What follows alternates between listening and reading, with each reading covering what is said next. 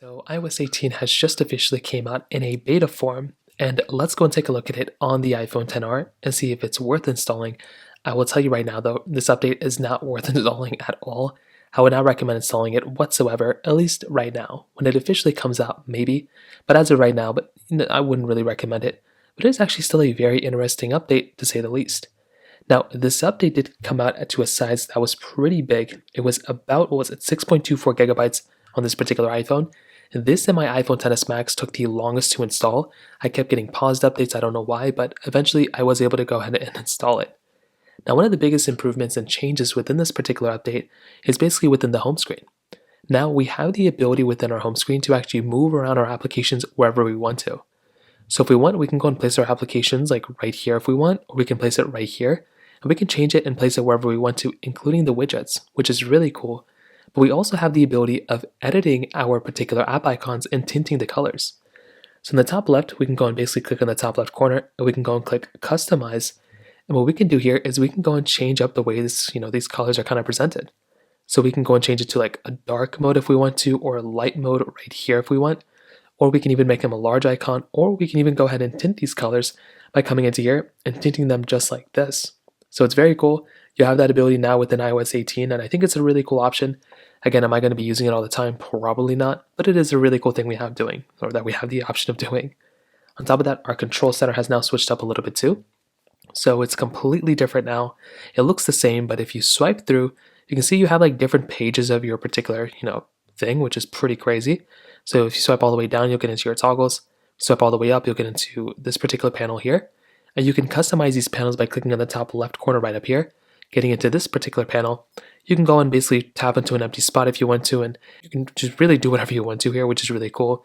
You can add a shortcut straight into this panel rather than going into your settings. So I think that's a really cool thing that you have the option of doing here too.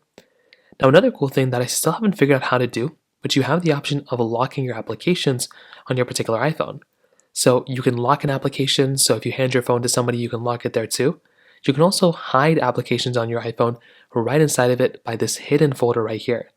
So if you come right into here, you have this little hidden folder. You can go through and hide your applications right into here as well, which is another really cool thing, and it's a really cool feature. Finally, Apple added it in. Now, iMessage added a bunch of different things within it as well, which was really cool. So first of all, we now have RCS message support, which is really, really cool, and this is something that I really liked about this particular iOS update.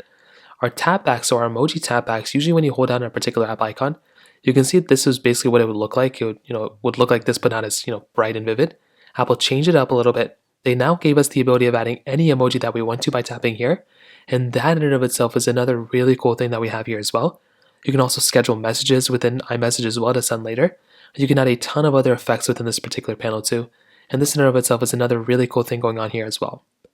On top of that, we now have game mode inside of our iPhone that's now coming out. We have Apple Map updates, wallet application updates. We have our journal updates as well. And the photo app got a massive redesign, which honestly in some ways is kind of annoying. So the thing with the Photos app update now is that you can see it's a little bit different. I'm not really too sure why Apple changed it this way. I like the older way better in my personal opinion. But this is cool and everything. But like I said, the other way I think is a little bit nicer for some people. Overall, those are the updates. Like I said, I probably wouldn't recommend anyone to go and update to this particular update right now. Maybe in the next coming weeks or next coming months, if you have a side iPhone, go for it. But just wait until it officially comes out, and that's probably the best advice I could recommend anyone to do. So that pretty much covers it up there. If you have any other thoughts or questions, let me know in the comment section below. Hit the like button, that would mean so much, but definitely hit that subscribe button. More importantly than everything else, I love every single one of you guys. Hopefully I'll catch you guys in the next video.